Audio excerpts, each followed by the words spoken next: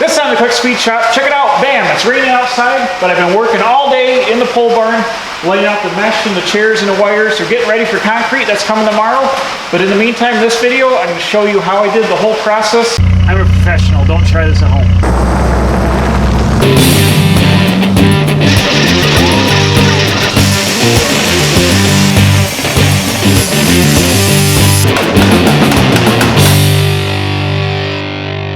Here's another reason why you don't trash it when you can stash it. I've got the vapor barrier right there, bam. Super heavy duty plastic that came on a piece of machinery at work, and I saved it for 4 years because I knew I was going to need it. That's super heavy duty plastic. It's really expensive if you got to buy it, and I got it for free. So I'm going to go ahead and dig that out there and bring it into the barn. We'll start laying it out for the vapor barrier.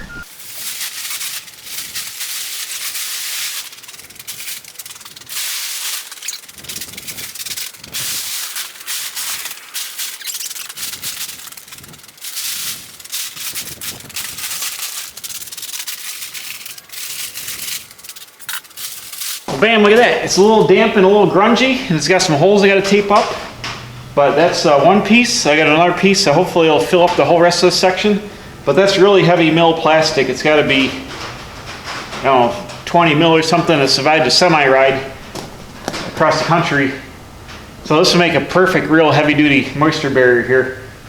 It was all well wadded up full of water. That was a real pain getting out of there, but I got it. I'll just piece in the corners that are missing, tape it up, and it'll be good. So I'm going to monkey around with this, just kind of get her flattened out the best I can, and go look for my other pieces, and we'll kick this out. Okay, I got all the plastic laid out here. In the majority of the space, I've used some Gorilla Tape. Usually they make PVC tape for this, for taping up plastic, and I had some, but I lost it somehow. So I went to the hardware store and said, try this Gorilla Tape. It kind of stuck all right. The plastic was a little damp. Seems to be working out okay, but they do make a plastic tape that holds on super good for this stuff. I just couldn't find my roll, and they didn't have it at the hardware store. So, good enough. So I had a couple patches. I cut out a piece and I double lapped it quite a ways, so it should be good. The stuff's super heavy duty. It's a little dirty, but that doesn't matter. I got it all laid out. I just got to do one patch way back in the corner, and then over here in front of the camera, I'm going to work it out. But I'm going to get the foam out, and I'm going to foam that side of the garage. I'm going to work this way, use the foam to hold the plastic down so the wind doesn't get it or anything. I'm just going to kind of work my way towards the camera, work my way out of the building, putting the foam in. So let's go get the foam out. I'll show you where that is. Here's where the foam is. I've been storing it on the deck for 4 years under some plywood and some tires. It seems to be pretty good shape. It's a little weathered on the very edges, but once I unload it, it should be good. So I got 50 sheets originally. I think I've got like 46 or so left because I used some to go along the building. Hopefully it's enough to do the whole floor. If not, I'll have to go to the big box stores and get a couple of pieces of blue foam, which I don't want to because it's very expensive. But I'm going to go ahead and uncover this and hand some of this down, and then be able to get in there and start foaming. Ooh, I've been using tires and wheels. I found a Jeep wheel I was missing up here.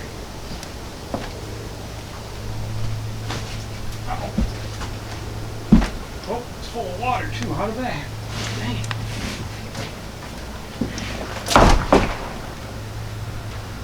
Thing's full of water.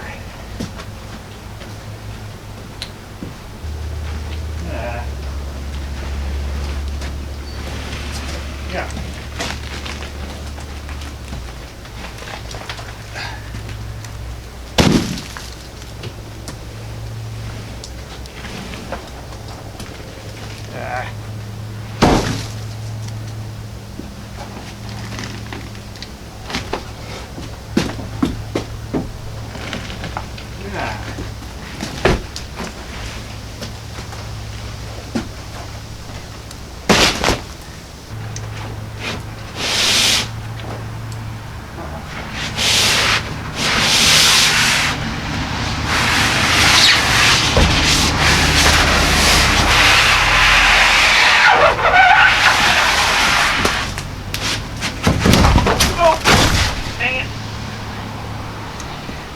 Top piece is waterlogged.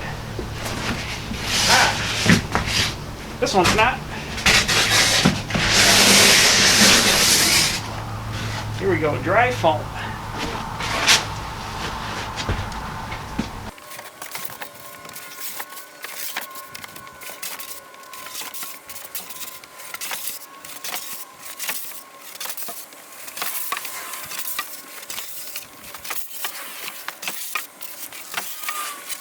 This was roof foam that was under the ballasted roof on a building. I bought it reclaimed. I think I paid $10 a sheet or $15 a sheet. I bought it 4 years ago, I can't remember. But this stuff is rated for heavy duty use because it had a ballasted roof ballast on it with stone. I used it 3 foot all the way down around in the ground around the building, and it holds up good for that. Usually you'll see people using blue or pink 2-inch foam underneath the concrete slab. That's EPS, extruded polystyrene. And it's just because it's more available at like the big box stores. You can go and buy it. You can buy it at the supply house. They've actually done studies for concrete. This stuff's more brittle to work with, so people like the contractors like the extruded stuff, the blue board, they like that better because it's a lot more durable. This stuff's pretty, you gotta be pretty careful with it. But moisture resistance wise, you saw when I loaded that top sheet, it was super saturated. Well, the next one down is not wet at all.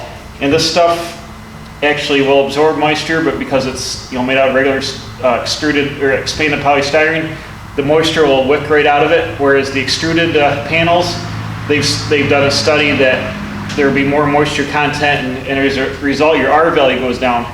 So this stuff is actually better to use under concrete if you want the better R value for insulation. It's just a lot more delicate to work with.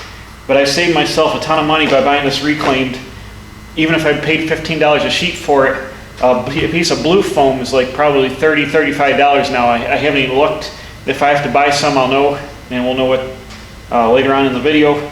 But this saved me a ton of money. I mean, you're talking a couple $1,000s worth of foam just to go under the floor. So this saved me quite a bit. Even though it's grungy, there's nothing wrong with it. It's been sitting up there for 4 years on the deck, and it's perfectly fine. All these panels are perfectly dry. Okay, what I'm going to do is I'm going to simply start laying the foam out. I'm going to slide it up. I've graded the floor so I can slide it up under the ledger board, get a nice seal so the concrete will be nice and smooth to the ledger board all the way around. And I'll just start working it out in the grid pattern, and we'll progress out across the pole barn floor. So here we go.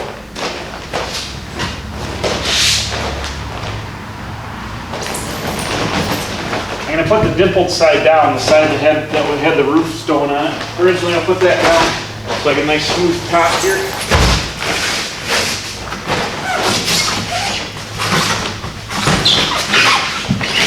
Just don't break it.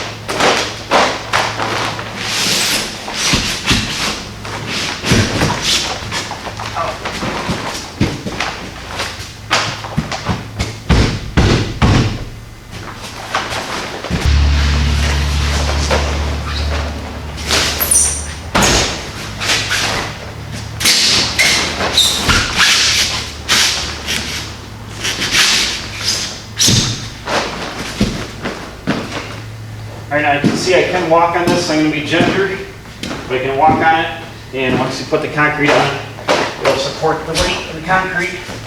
The first piece, I'm going to get a board and see if I can tack that up under that ledger because it's a little stiff right now and it's sticking out just a little bit. I got it under the sidewall. It's tough because of the corner, you know. I don't want to break the edge of it and see if this works.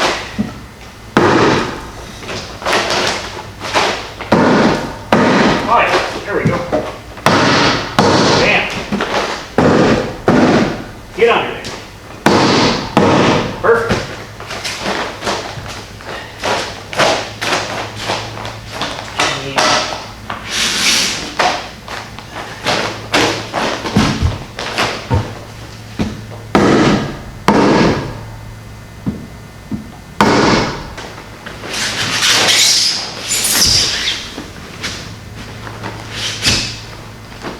All right, this one, it's hitting the post inside, but it's an inch and a half underneath there because of the what do you call it, the post holding up the wall, but it's an inch and a half under the ledger board, so that is good.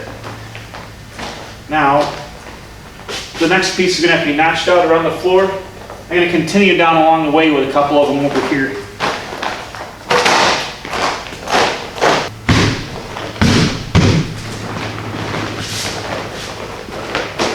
Like a tiger.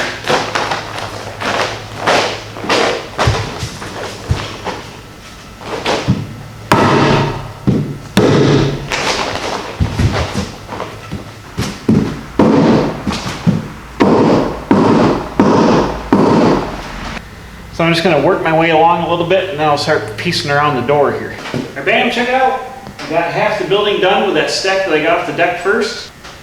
I had to cut about a foot off to get to the last door there. So maybe I can use those pieces in some other place in here in the floor. If not, I'm not really wasting too much of it right now. So I'm starting out with full sheets going the whole way.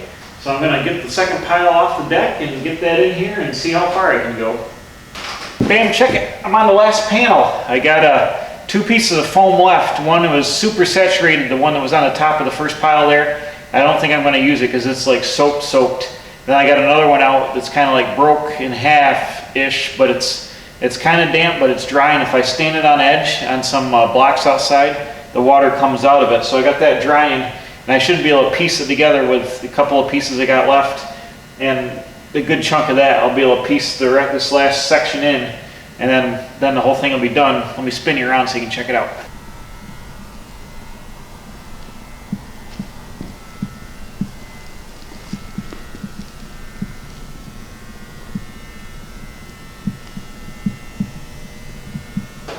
So I think it came out pretty good for using used foam here. It's pretty even. I just got to plug a couple little holes where the corners are missing. I'll cut little chunks and stick in there. Okay, here's what I did here under the angle iron. I cut a piece of 1-inch foam, 6.5 R value, and slide it up under there. But I did make an amateur mistake. I bought this foam, like I think I said, I bought it like 4 years ago, and I thought it was 2-inch. So I set the whole grading presses up for 2-inch foam. It turns out it's like 2.5-inch foam. So my 6-inch floor has turned into a 5.5-inch floor now. But it should still be plenty durable. I dug it just a hair deeper where I think I'm going to put a 2-post lift. So it is 6 inches over there because I made it just a hair deeper than it was supposed to be. So that is a full 6 inches. But like here at the apron, I got just a little bit of here. I got about, well, this is the 5.5 here.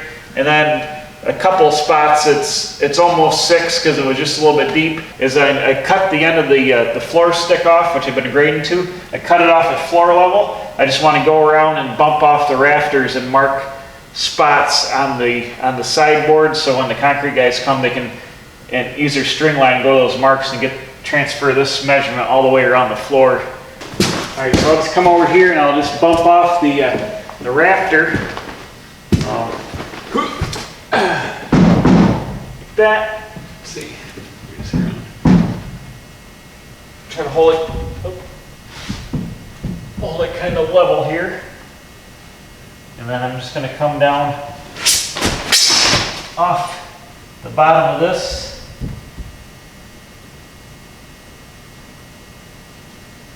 Make a reference mark with a marker. Perfect. So I give them a reference mark here for the chalk line to go around. So over here at the edge we got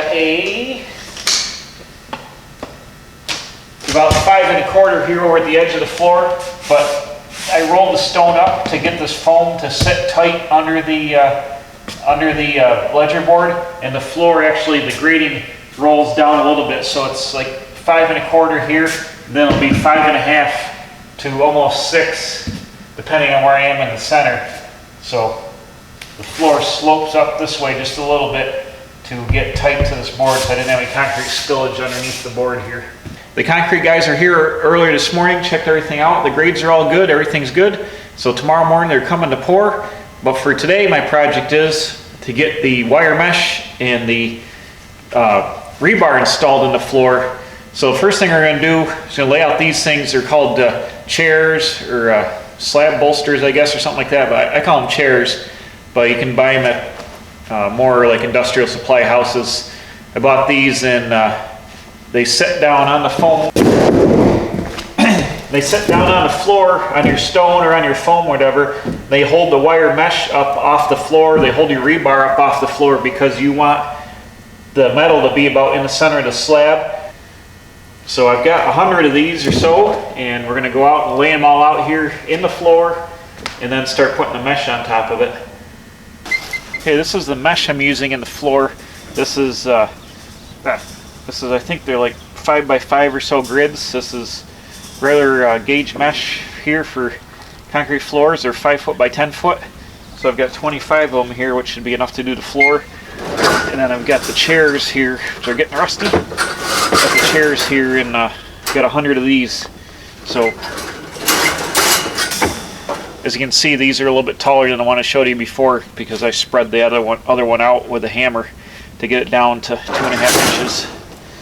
But I'm going to go ahead and wrestle some chairs up out of here.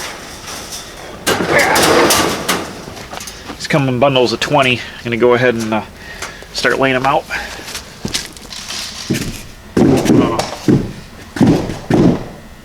About 2 foot from the end of the wall. Then maybe I'll go another like 3 foot or whatever and try to kind of lay these out.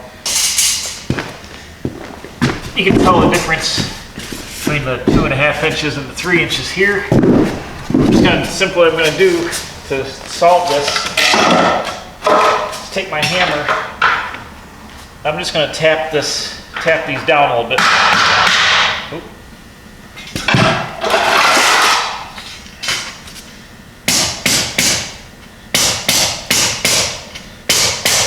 Just spread it out a little bit. There we go. Now that might seem like a lot of work, and I could have returned these and got 2-inch ones, but the store is like half an hour away and I'm running out of time. So I'm just going to hammer them all out and it'll be good enough. So I'll hammer a bunch out, then I'll lay a couple layers of chairs in here, and then I'll show you how the rebar and the wire mesh work out. All right, so you can see I laid it out. I laid a whole bunch out at 3 foot on center here, and now let me go get a couple pieces of mesh and we'll lay them down. And I like to use some iron tie wire, mechanics wire. I like to hook the mesh to the chairs just so that nothing moves around too much.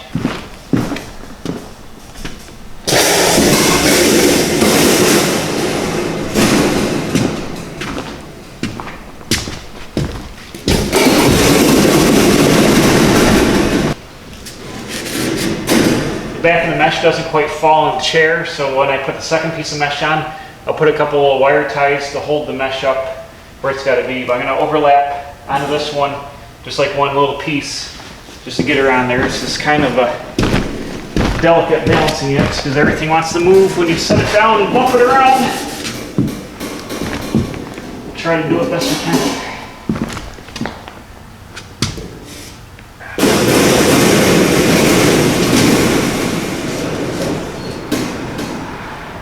Now for wire, I've actually got this mechanics wire. This is actually from rebar. I got it, but it's mechanics wire.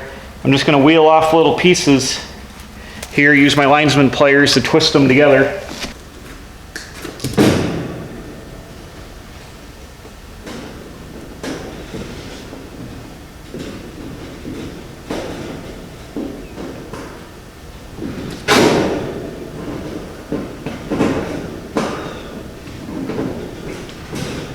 Now, if you're a professional steel iron worker here, you'd be able to do this one hand with the pliers, but I'm not a professional, so this is what we get.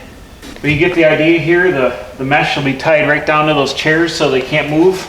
And as I just lay this out, I'm just going to double up the mesh so the mesh is continuous and lay it on out here and work my way right across the floor. So I got a bunch of laying out and tying to do. I'll come back here. Let me do some more of that, and then we'll see what it looks like. All right, bam, there we go. It took me about 4 hours to get this far, but the building is 99% done. I just got to do the far back corner here, and let's walk down to the far doors. I'll show what I did down there with some rebar. So something I always like to do on aprons and stuff, and where there's going to be a lot of traffic in and out. I've got this bar. I think it's like number 5 bar or something. I'm not sure. It's like 1/2 inch diameter. But I reclaimed it out of something I took apart, and I've had a bunch of been using it, but I put 7 pieces of bar in each door frame here. So that'll give, you know, all the weight and all the traffic's going to be going in and out of here, obviously, because it's the doors. And this will just give a little bit of extra support in the concrete right here, where you might get more load versus like in the middle of the floor. Now, as we look in the light over there, you see I got everything else put in. I just got to put my chairs in, and then do the rebar in front of the door, and I got 4 pieces of mesh left, and this thing will be all kicked out. I just got to hammer out this last section at the big door, get the rebar laid out here in the big door, then get the rest of the mesh out, but it's pretty much done. What you see is what you're gonna get here. I've run the line around on the boards. The concrete guys came and measured the heights, everything's good. So tomorrow morning at 6:30, which I'll do a separate video on the concrete pour itself, but tomorrow they're gonna come, they're gonna bring a cement truck with a conveyor, stick it in the doors so it's easier to drive on that side, conveyor out, and then they can start spreading the concrete on this side, on this end of the building. Right, bam, there we go, it's all done. I got the rebar put in for the apron. I doubled it up here. It came out about 6 feet, so it's gonna have a real good heavy duty apron to get in and out of the building here. So the metal work is done, the mesh work, the rebar, everything's done. I got this thing shut down. It's real late tonight, and I gotta get up at 5 tomorrow because the concrete guys are coming at 6. So I'm gonna call it a night for now, but this is the end. Please stay tuned for the next video. It's going to be the floor pour, and I get to see what that looks like. So in the meantime, thanks for watching. Please subscribe. I'm putting out new videos every Wednesday and Saturday. Hit the bell for alerts, tell your friends, and we'll see you right back here at the Quick Speed Shop, finishing up putting concrete floor in my pole barn.